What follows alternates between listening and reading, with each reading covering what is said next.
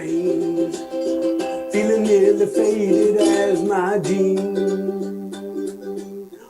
Bobby turned the diesel down just before it rained, took us all the way to New Orleans. When I took my harpoon out of my dirty red bandana and was blowing sad while Bobby sang the blues. The windshield wipers slapping time and Bobby clapping hands with mine. We sang every song that driver knew. Freedom's just another word for nothing left to lose. Nothing ain't worth nothing, but it's free. Feeling good was easy, Lord, when Bobby sang the blues. Feeling good was good enough for me. Good enough for me, I am my Bobby McGee. Oh, hi. Thanks for coming. Thanks for watching from wherever you are, and thanks for listening to me play. And so I'm sure that you've already heard real musicians playing today, and so I beg your indulgence today because we're going to talk about playing. Nobody would have imagined, like 6 months ago, when we were thinking about the themes that every month would have, and we're halfway through the year now, that this would be the month when we talk about being free, when we talk about playing, when we talk about these same words, but in a totally different way than we expected. And so now, 6 months later, we're talking about freedom, and it means something different. I mean, if you're at home watching this, or if you are sitting in church somewhere, but you are spaced 6 feet apart, or if you are someplace where you have to wear a mask, or all kinds of different things are coming up inside of us as we talk about our life right now, our freedoms, our liberties, our independence. So I hope you all had a good Independence Day. I think many people just say the 4th of July.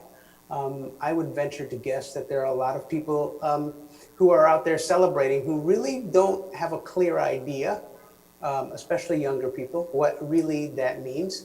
And I also think that some of us older people, and I include myself in that, I'm pushing 60 this year,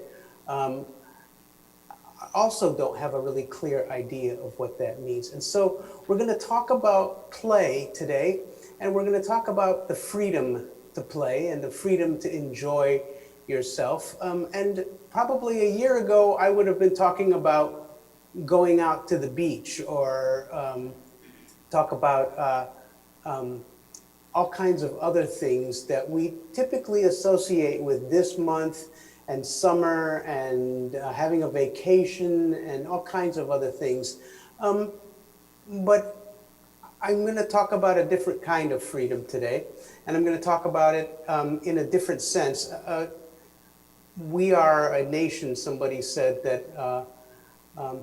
that is divided by a common language. And there's a famous novelist, a book writer, author, who said that this country is really 11 different countries that all have their own cultures, that all have their own words, and have their own beliefs, and they also have their own rules. And one of the things that he said that's very interesting to me is that the word freedom and the word liberty are used interchangeably in most of the country. But when you look at the meaning of what it means, the North and the South, for instance, look at it very, very different. So the South, which is the remnants of the British colonial empire, they look upon liberty as something that is granted to you. Give me liberty, or I will take liberty, or liberty is granted, or only landed gentry have liberty. or only certain people are at liberty. See, liberty is not the same as freedom. Freedom, as it's defined in the North, where we get more Germanic and more, here in Michigan, we get a more Dutch idea. And the European ideas around freedom are simply the idea that you have an inalienable right, that we are all born with certain rights to life, liberty, and happiness. So liberty is not something it's granted, liberty is something that is given to us by a creator or by our birth. And nowadays, we're starting to look at how that translates not from our founding fathers, but in reality. We are not all free. We are not all at liberty. And that has come into really, really sharp focus as many of us who have never even questioned our liberty and our identity or our privilege, that we start to realize that our own definitions of freedom and of liberty and yesterday of independence, not being dependent, is radically, radically changing at these times. And for many of us, that brings up feelings of tension and of anger and of being oppressed. And for others, yet, it is just a reaffirmation of something that they've always felt. And so I want to talk about it today in a different way. I want us to look at freedom and at independence and at play as something that lives within a framework that is really important for us to look at right now. And so I began this here with playing. This is my ukulele. Actually, it's a borrowed ukulele. And when I play mostly randomly. I only know a few songs. And the songs that I do know have basically 3 chords. And so your unitones are all laughing right now. I play C, F, and G, and if I'm really lucky, I play G7. And so there's only really one song that I know by heart that has more than 3 chords.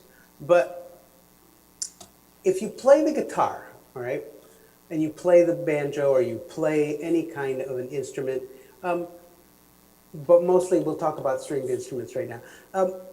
If you play any chords,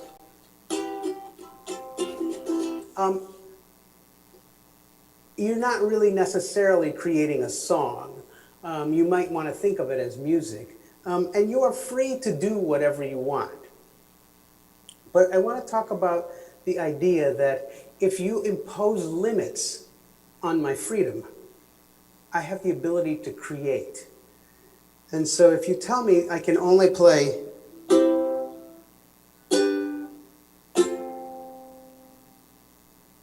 there are thousands and thousands of songs that are written with those 3 chords. Not just those 3 chords, but those 3 chords, well, we don't want to get way too musical, but basically, if I know these 3 chords, I can play lots and lots of songs, right? And the reason is because somebody put a box around creativity and created a pattern. And once we understand that pattern, we know that well, in the words of Bob Dylan, there was a secret chord that David played and pleased the Lord. But you don't really care for music, do you? C, F, G. The secret chords, the ones that the Lord likes. Those restrictions create creativity. And so while artists are free to create, and they are really creative, they typically work within restrictions. And the greatest ideas and the greatest songs and the greatest art were created not because we had unlimited freedom, but because we were put in boxes and we were forced to work within a certain framework. A friend of mine who, like myself, is autistic, has a certain form where everything is as good as everything. So every morning he wakes up and he looks in his closet, and in his life he's had the ability to buy and have all the clothes that he wants.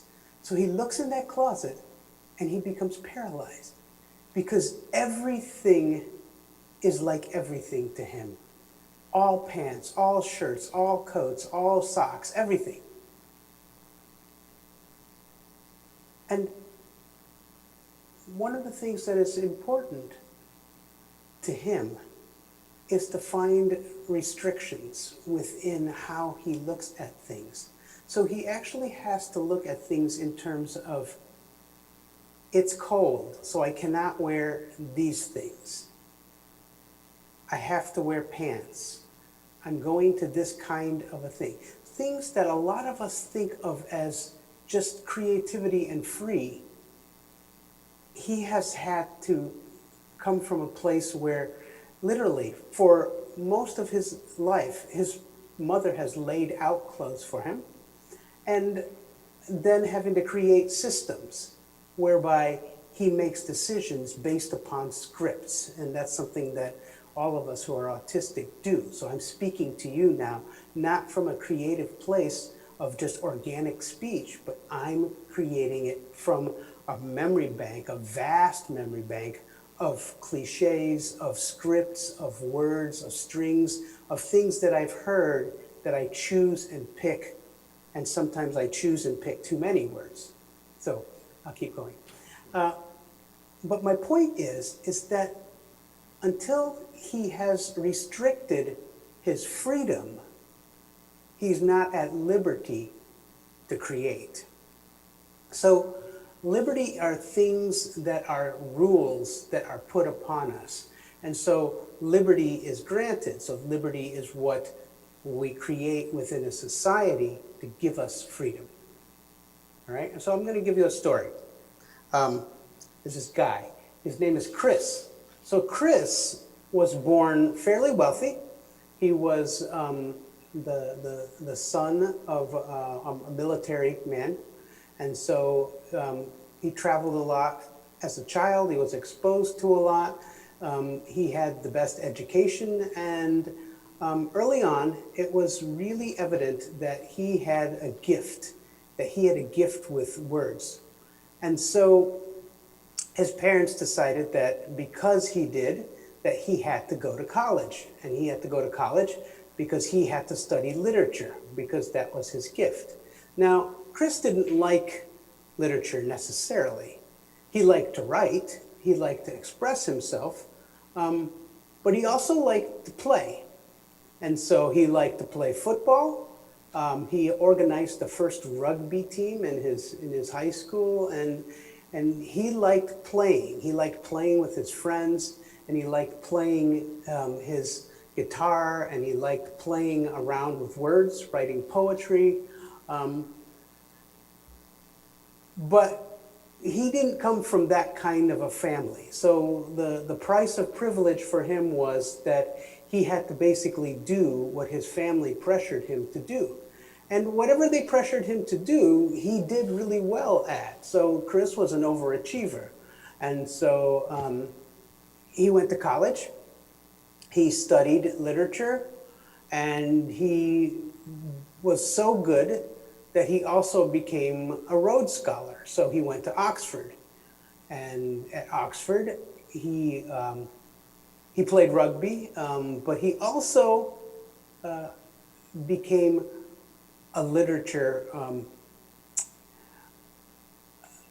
he fell in love with literature, and he fell in love with novels, and he fell in love with stories, and he fell in love with writing beyond just writing clever poems like he did when he was young.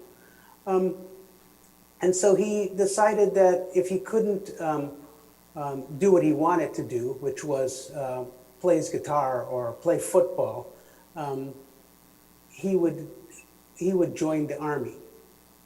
And so he joined the army because his father pressured him into doing that. And so this is back in the 60s. And he did well again. Not only did he do well, but he was accepted into the 82nd Airborne. He was a Green Beret. He was decorated. Um, and he served with distinction. And he served so well that he was given an appointment to West Point. And, uh, and so not only was he given an appointment to West Point, but he was also offered the opportunity to, to try out for professional football. And something that was new at the time was American rugby. And so he was this amazing overachiever. And so what he decided at the time was to not take that appointment and to do something that he had never done before. He had decided to just simply disobey his father. And so his family disowned him, and he took his guitar and he went to Nashville and starved. And he wrote songs and he tried to sell his songs, and he worked in Nashville at what we think of as a tin pan alley, where somebody gives you a subject and you write songs and they pay you for them. And 99% of what you do doesn't pay the bills and never sees the light of day anywhere. And people just buy hundreds and hundreds of songs, just like people nowadays buy hundreds and hundreds of movies, and only a few of them actually get made. And so in order to survive, he had to fly down to Louisiana like for part of every month. And as an 82nd Airborne, he was a helicopter pilot. And he was a decorated helicopter pilot. So he got a job working on the oil fields in the Gulf. And so he spent his time down south in Baton Rouge and New Orleans writing music on oil derricks and flying his helicopter looking for oil and looking for problems and doing things like that. But he wasn't getting anywhere. And so he decided one day that he had to take his life into his own hands and that he would do something audacious. Now, several years before, he had met June Carter Cash, Johnny Cash's wife, and he gave her a cassette tape. Do you remember the cassette tapes? And so this was his own mixtape of his own music. And he gave it to her, and she gave it to Johnny, and Johnny threw it on his pile of cassette tapes that everybody gives to him. And so it just sat there. And so Chris took his helicopter and he landed in Johnny Cash's front lawn. And there's lots of different versions of this. Johnny Cash tells a version of this, and so does Chris. You see, Chris is Chris Christopherson. And Chris Christopherson is not only was not only a singer-songwriter, but he became an actor, and he also became eventually a novelist, and he had all of these accomplishments. But all of his accomplishments were based upon the things that he was forced to do. So in the song that I just sang, by the way, he wrote Me and Bobby McGee, he sings about a fictitious love affair. And one of the things that is interesting about it is he writes about how it's based upon a real person. And he was paid to write it by a guy named Fred Foster, who had a crush on a secretary at the music place. And her name was Bobby McKee. And so he wrote this fictitious story based upon a Fellini movie. And so in the Fellini movie, the guy dumps his girl by the side of the road because she's playing the trombone and it's annoying him. And then he later learns that she died. And so he took this really sad story and he made it the basis of his song. So the idea, though, is that had he not gone to Oxford and to Harvard, he would never have been exposed to literature. He would have never been exposed to Fellini. He would have never written this song. And had he not been a helicopter pilot, he, which he did not want to do, and was in the army, which he did not want to do, he would have never been able to fly a helicopter and support himself and live in Nashville as long as he did. And he would have never been able to land his helicopter on Johnny Cash's lawn. So my point is that even though he really wanted to play, he didn't really get to play until much later in his life. There were many, many things that he did and that he had to do and that he chose to do, and he chose to not do. So somebody asked me just yesterday if there should be a law against civil disobedience. Now, if you think about it, how are you going to be civilly disobedient if there isn't a law already against what the civil thing is that you're doing? But this idea is that we are so entrenched in the idea of what's legal and what's not legal, what we're allowed to do, what we're not allowed to do, that a lot of times we accept those rules. And so, like Chris Christopherson, our liberty does not really, it doesn't really impact us until we realize that a lot of it is mythological. You see, in the word independence is the word that basically says you are not dependent. All right. So you can't declare independence from Britain until you realize that you are self-sustainable, that you do not need the crown. You are not independent from your parents and from what they tell you to do until you realize that you are good enough, that you are able to sustain yourself, that you have the skills, that you can fly a helicopter, that you can sell a song, that you can do whatever it is. And so all of the things you can do are within the limitations of what has been put to you, but they're also based upon the free will and the choice of your own responsibility. And so freedom and liberty and independence are still choices, but they have consequences. They come with responsibilities.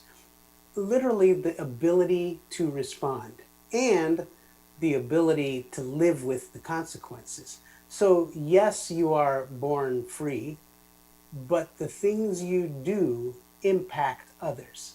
So, a famous justice wrote that the right to swing my fist ends at the tip of your nose. And the right for you to swing your fist ends at the tip of my nose.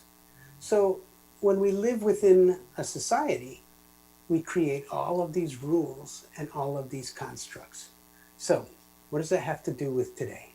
So we're celebrating 4th of July, and for many of us, for 300 years, we have assumed that things were a certain way. And in my lifetime, 4th of July always meant the same thing, always commemorated the same thing, and always was in the same context. And so this year things are a little bit different. All of the rules that we believe to be true, all of the things that we think are normal, all of the things that we think are the law, all of the things that we are dependent on, all of the things that we think are the only way to do things, suddenly are not. So lots of us are all of a sudden living without a job, who have never been unemployed before. Many people who have had an education and privilege and all kinds of things and never thought these things that are happening right now would happen to them, they're happening. And like for my children, not being in school, who would have ever imagined that kids would not be in school. And now we're looking at August and September and we're thinking kids have to go back to school because in order for schools to get money, you have to have school in session. But now, if their lives are at risk, what are we going to do? You see, there is no easy freedom. There is no easy independence. There is no easy laws or rules or things. They are all interdependent. They are all with consequences. They all have all kinds of restrictions. And so that seems like a horrible, horrible thing to have fall apart at this moment. But in times of pandemics, in times of plagues, is when we actually find new and different freedoms. And so, had the 10 plagues not visited Egypt, the Israelites would never have made it out. But after the plagues in Europe was when we came to these places of what we think of as the Renaissance or the Industrial Revolution or the idea that when horrible things happen, our creativity and our abilities to reimagine life springs into being.